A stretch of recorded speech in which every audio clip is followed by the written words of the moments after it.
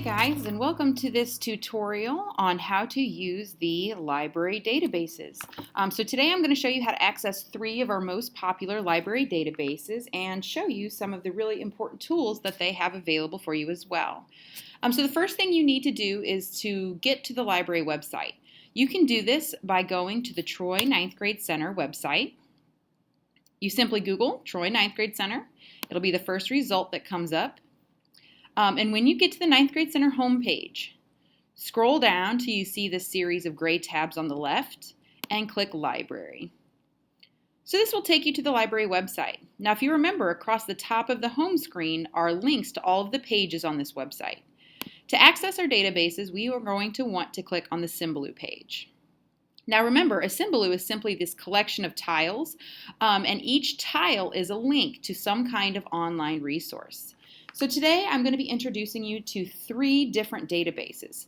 The first one is World Book Online. So you can see right here it has a picture of the globe with the magnifying glass. It says World Book, and underneath it says NGC lib / NGC lib. This is the username and the password to access this resource.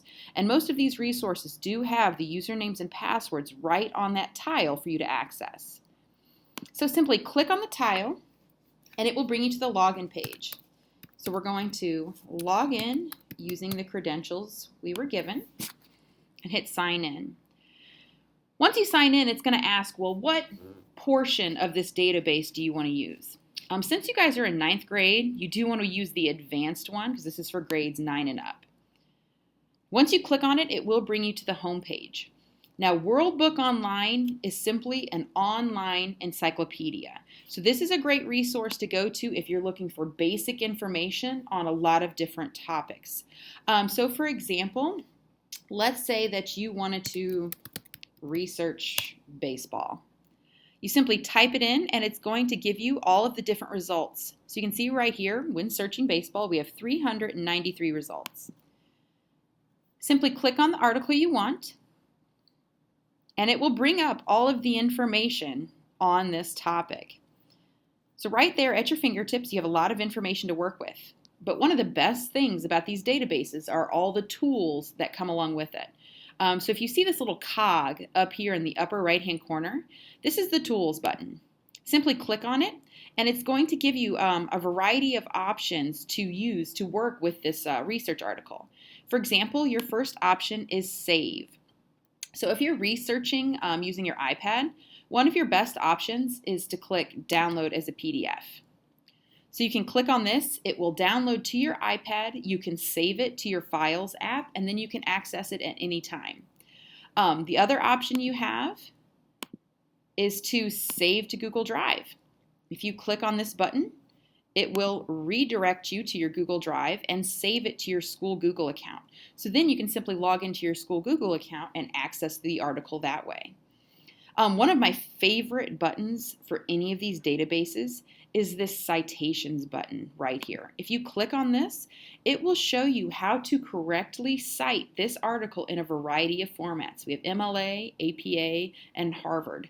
So if you decide that you are going to use this article in a paper that you're writing or a project, you can simply copy this MLA citation, paste it to a new document like in your Google Drive, and title it Works Cited Page.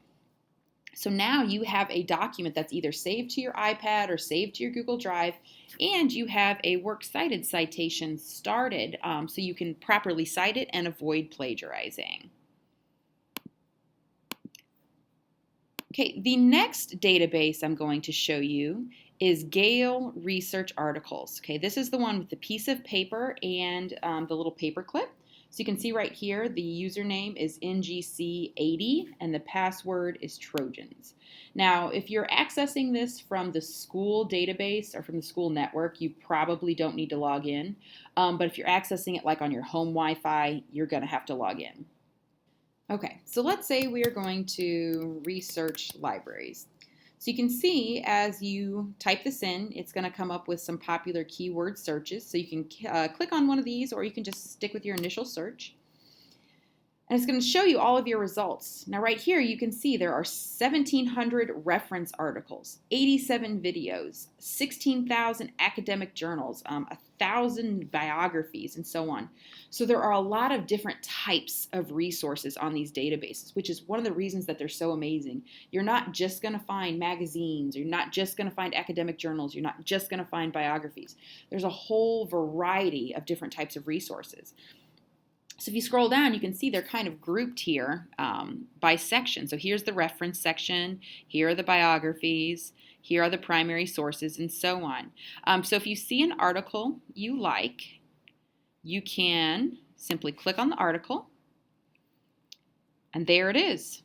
So there's your research. Once again, this database has a lot of the same tools that World Book Online had. For example, right here, you can send your document to Google Drive. Documents have been sent to Google Drive and will appear shortly. So now this article will appear in your school-issued Google Drive, and that way you won't ever lose your research. You also can choose to download it straight to your iPad, save it to your Files app, so that way it's there on your iPad. But one of the great things about this is it gives you another option for saving your work, and that is this button right here. It says Get Link. Now, if you click on this button, it's going to give you a URL to access this database later. Now, this is important because in years past, I had kids, when they did their research, they would go to this URL bar up here at the top of the screen, and they would copy it and save it to a document, and then they would try and go back to it later by clicking on the link that they copied. This link will not get you back to this page. The reason being is this database, Gale, is something that we pay for. And therefore, they're going to try and protect, their contents. And they're not going to let this link here access their resources. So if you want a link to get you back to this exact spot, you need to get a permalink. And that is what you see when you click on this Get Link button. So if you copy and paste this URL to a document and title it Research and save it in your Google Drive, this link will bring you back to this exact page so you can save your research. Also, if you see up here, we have the Cite button. So if you need to cite it, we've got MLA, APA, Chicago, and Harvard. Now, of course, if you're in English class, you need MLA. So you can copy and paste that works cited citation, put it on your works cited page, and once again, you have an article and a works cited citation so you can use it without plagiarizing.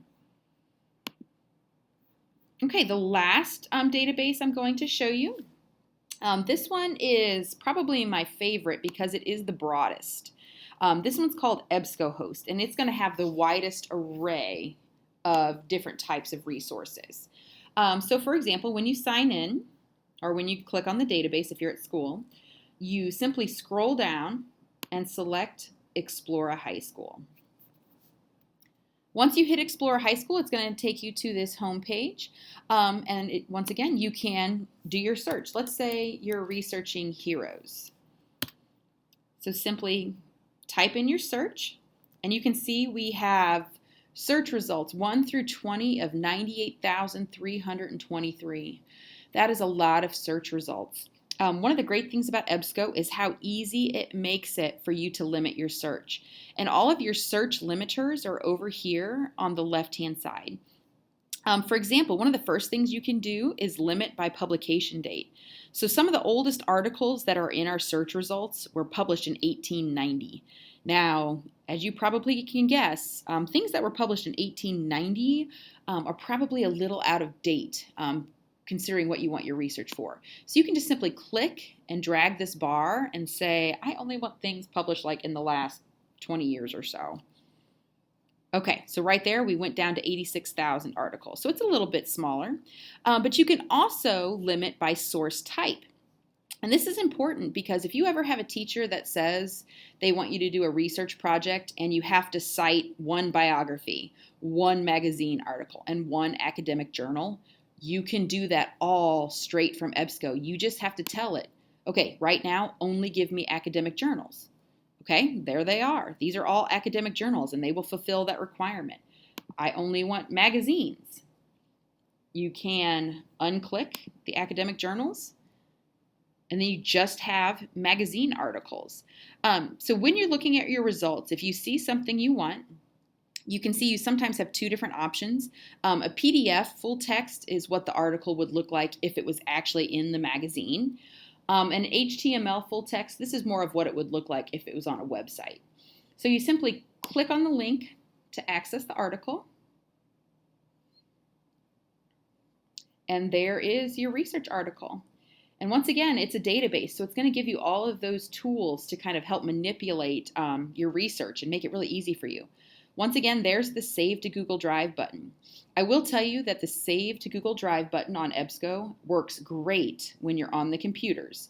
However, it's a little finicky when you're on your iPad. So if you're on your iPad and you want to save this article, the best thing you can do is download it as a PDF and save it to your Files app. Once again, you also have the citation button. So you simply click on this little piece of paper. And once again, there are all the different ways for you to cite your research. You simply have to scroll down, find the correct format, and you can copy and paste it to your Works Cited page. Lastly, see that little chain link right there at the bottom? That is where you find the permalink, because once again, if you want to save the links to your research, you cannot use this one up here. It will not get you to this EBSCO page because it is a paid resource. So instead, click the permalink button, copy and paste this URL to your document, and you will be able to get back to this document at any time. Now, I know that was a lot of information very quickly, so if you ever need more help going through the databases, or if you're not sure how to access them or what to do, or if you want to learn about more of the tools that are available, when you're on the library website, you can go to the More button at the top and click Online Tutorials. Now, if you click on this, this is where I put videos for how to use a lot of the library resources. Like there's tutorials for the website, there's a tutorial for the catalog, and so on. But if you scroll down, you can see right here, there's an EBSCO host research database tutorial. There's a tutorial for how to use Gale. Here's one for using Gale opposing viewpoints, Gale science research articles. Here's one for World Book Online. Here's a little tutorial on how to save research to your iPad using the Files app. So these are all here for you if you have any trouble when you're conducting your research and you just need a little bit more info, or if you need a refresher, these will be available to you. So hopefully you guys learned a little bit about how to use the research databases today. And if you ever have any trouble, feel free to always stop by and see me in the library.